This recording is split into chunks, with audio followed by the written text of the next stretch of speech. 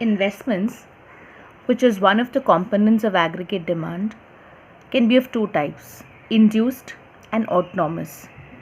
Induced investments are induced by income, which means higher the income, higher are these investments going to be. So normally you'll find that all the investments done by private individuals would be induced by income. Higher the income, higher would be the investments. On the other hand, autonomous investments are those investments which are independent of the level of income. So whatever be the level of income, these investments are going to be same. So if you want to watch the induced investment curve, it's somewhat going to be like this. Okay, but on the other hand, if you talk about induced investments, your induced investments are going to be like this. Okay, right? So they are independent, and at all levels of income they're going to be the same. Okay, so mentioning this, I just want you to understand that Keynes took a very simple model of aggregate of the economy, wherein aggregate demand had only two sectors, households and firms. So hence two components of aggregate demand: consumption and investment. So Keynes assumed that the investment is autonomous, constant.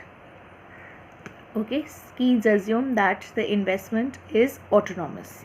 Okay, and you know that AD is equal to C plus I. So briefly I'm going to tell you how your AD curve is going to be like. So if you have on x-axis national income, and on y-axis if you want to make AD, you have a 45-degree line, your consumption curve. Okay, and AD is C plus I and I is autonomous. So let's say you have an I of this much. So your AD is going to be a parallel curve because you've added a constant I at all levels. So AD is going to be a little above C but parallel to the C consumption curve because I is a constant. I hope I've made myself clear. If you have any doubt, you can ask me later, but this is fairly simple. C AD. AD is equal to C plus I. So somewhat like your, if you remember your TC, TVC and TFC, somewhat like that only, that concept. Okay, so the slope of AD is similar to C with a constant difference of I. I is autonomous and it is going to be constant at all levels of national income. Okay, right? So is this portion clear? Okay, so now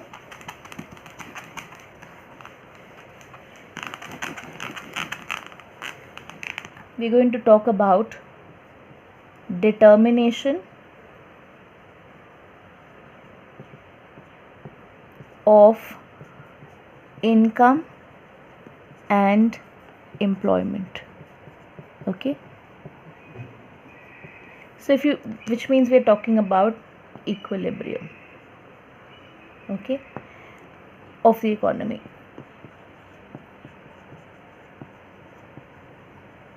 The equilibrium of the economy happens when AD is equal to AS. Okay, which means C plus I is equal to C plus S, which means at equilibrium you'll find that investments are going to be equal to savings. Investments are going to be like equal to